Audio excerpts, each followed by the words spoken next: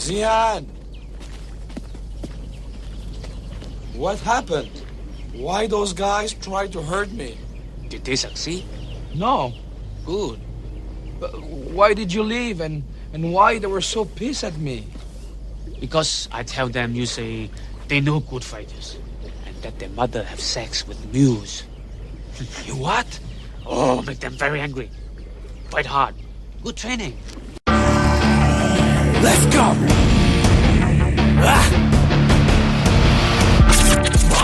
You're listening to the Cage Nation TV Prizefight Podcast.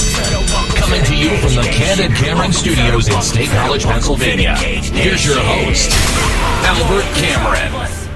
Well, good afternoon, and thank you very much for joining us this week for the Prizefight Podcast. Of course, I'm your host. My name is Albert. Today is Friday. That means podcast day. It also means the Friday Five over at CageNationTV.com. For this week, we're kind of celebrating a belated Mother's Day by counting down the 5 most important females in MMA before the Common Era. Today on the Prizefight Podcast, we're going to be talking about, is the UFC getting sold? Is it not? What are the implications? Like, big things are going on in the air. But before we get into that, I kind of wanted to touch on Conor McGregor and his never-ending fountain of proverbial bullshit. Of course, we remember last week, the week before, with Hissy Fit Gate, where he's not going to fight Nate Diaz. He's, thanks for the cheese, I'm retiring. Oh, no, it's okay, I'm back on UFC 200.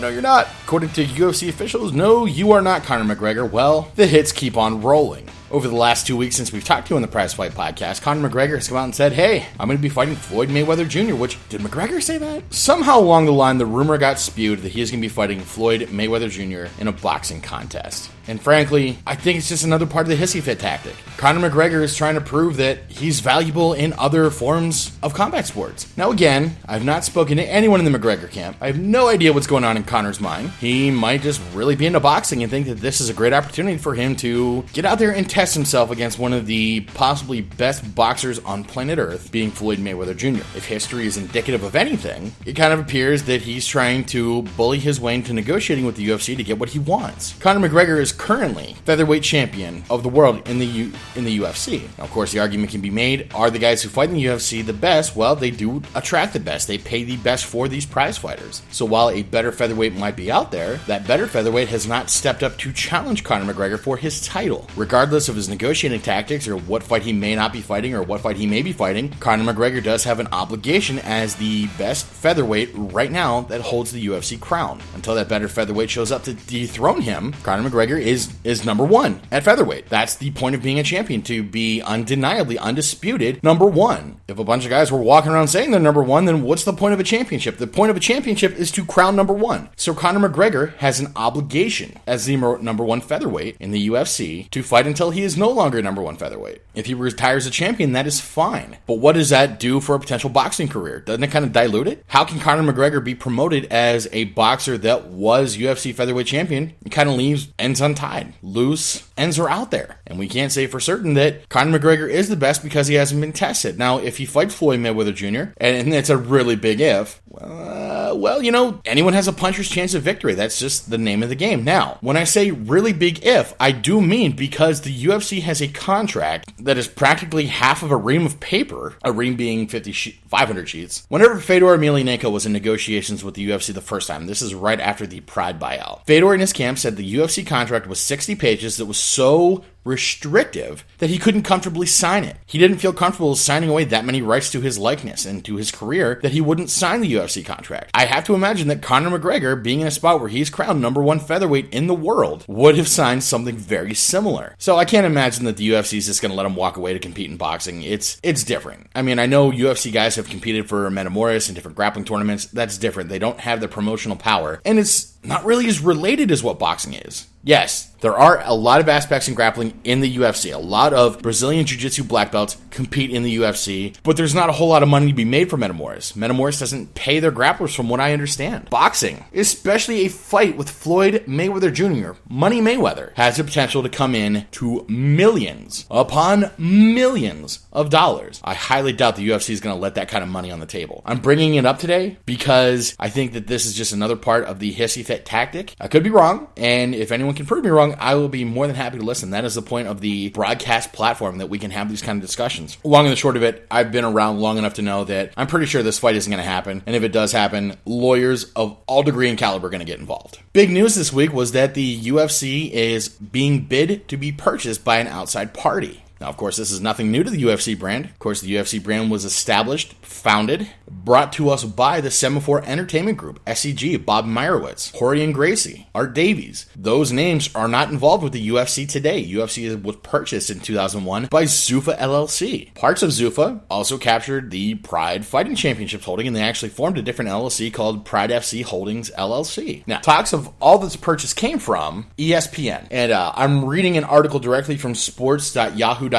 and this is a direct quote. UFC President Dana White told Yahoo Sports on Tuesday that the company is not for sale in the wake of a report in which said sales talks were in the advanced stages. ESPN's Darren Rovell reported Tuesday that 4 companies have placed bids that are valued to be between $3.5 million and $4 billion. Rovell identified the bidders as WME/IMG, China Media Capital, the Blackstone Group, and Dalian Wanda Group. Now, it should be noted that Ari Emanuel, the co-CEO of WME, is very close with Dana White and the UFC owners Frank and Lorenzo Fertitta. WME's Brad Slater represents UFC superstar Ronda Rousey. It's also noted that Rovell reported that Goldman Sachs would be representing the UFC in sales talks. Goldman Sachs was the brokerage firm that served as the UFC's investment advisor in 2010 when Flash Entertainment, a subsidiary of the government of Abu Dhabi, purchased 10% of the company. That is all coming directly from Yahoo Sports. Albert did not do any original research on that. Now, what Albert does have is an associate's degree in business. I also work my day job in consumer finance. So some of this stuff kind of makes sense. You know, as a hobby, I check into things like securities and purchases of major assets like that. What scares me is that we're talking brokerage firms. We're talking securities and investments and all that kind of stuff. What it comes down to is that the Fertitta brothers, Lorenzo and Frank, with the combination of friend Dana White, are the single best promoters of mixed martial arts on planet Earth. No one does it better than them. It's been proven. Pay-per-view numbers, merchandise sales, fighters they attract. No one is better on planet Earth at promoting mixed martial arts than the Ultimate Fighting Championship. Hands down, there is really no way to argue that. You might not like it, you might not like their business practices, you might not like the fights they put on, but still, MMA was synonymous with the term Ultimate Fighting for a reason, because the brand was so solid and put into place so well that it became synonymous. Ultimate Fighting was MMA, and then John Peretti comes along and coins the term MMA, and then that's the term we all use today, so it's kind of like a blanket product. What concerns me is, if these folks are coming along to try and buy the Ultimate Fighting Championship, are they going to have the business acumen and practice to know how to promote on a worldwide global scale? Yes, they may have masters in administration. They may know how to run a business tight as a drum, but do they know fight promotion? Are they willing to hire the talent that will get them to excellence in fight promotion? That's what it all comes down to. If the UFC is bought by someone who doesn't know how to handle fight promotion, then MMA on a global scale is in some real trouble. And I hate to be alarmist, I hate to be a doomsayer, but that's just how it is. Now, I just read you a report where Dana White said the UFC is not for sale, but it's business. Yes, it is fight promotion, but it's also a business. It is all about making money. Dana White says the UFC is not for sale. Well, what if saying that it was going to negate the purchase contract? What if Dana White, the Fertitta brothers, and Flash Entertainment, what if they stand to make more money by denying these claims so that whenever the announcement is made, it's more lucrative for everybody? That is a very real possibility. I have seen gag orders in every sort of deal. I have seen non-disclosure agreements, that's what they're called, non-disclosure agreements, where you keep your mouth shut until the ink is dry on the paper, and even then, you keep your mouth shut for about 90 days longer than that. Non-compete clauses, I have to imagine there's going to be all kind of non-compete clauses. Is the Pride FC Holdings going to be part of the UFC sale? Well, the amount they're asking for, it looks like it's all going to be package and parcel. But what if? Of course, but what if the Fertittas are hanging on to Pride in their back pocket? What if they're holding on to this promotional tool, which, as a presentation, Pride is yet to be usurped? I hope I used that word right. Pride is still the gold standard of presentation and pageantry. Now, of course, I'm hoping that everything goes perfectly right. If the UFC is not for sale, great. You know, the UFC brought us all to the dance, period. If they are purchased, I hope it's from someone who understands how fight promotion works and has the ability, the resources available to take MMA to the next level. That is incredibly important. That is crucial. If this all goes south, the problem is there are a couple of promotions that align to benefit from it. If the UFC completely jumps the shark or screws the pooch on this, Bellator, number 2 MMA promotion in North America, which has a television platform, which is not the best one. Comcast kind of screwed Spike and the Bee with their pricing tier stunt, but Bellator does have TV opportunity. If the UFC deal goes completely sour, all the resources are squandered, nothing can be salvaged, Bellator stands to gain. So does World Series of Fighting, who also has a television television platform. Now, the concern is, I have said multiple times, time and time again, that Bellator and World Series of Fighting has been known to squander the resources available. Bellator is getting better. I need to retract that a little bit. Bellator is getting much better. They're investing in younger talent. They're getting much better at promoting fights that make sense. Bellator kickboxing is a great step in the right direction because it's the wheelhouse. Scott Coker was a kickboxing promoter. World Series of Fighting, they got some proving to do. King of the Cage. If the UFC goes completely sour, King of the Cage probably has the best position out of any MMA promotion with the statement of longevity. King of the Cage started promoting in 1998. That is only 5 years after the first UFC. 5. That's not a long time. King of the Cage was right on the heels, and they have promoted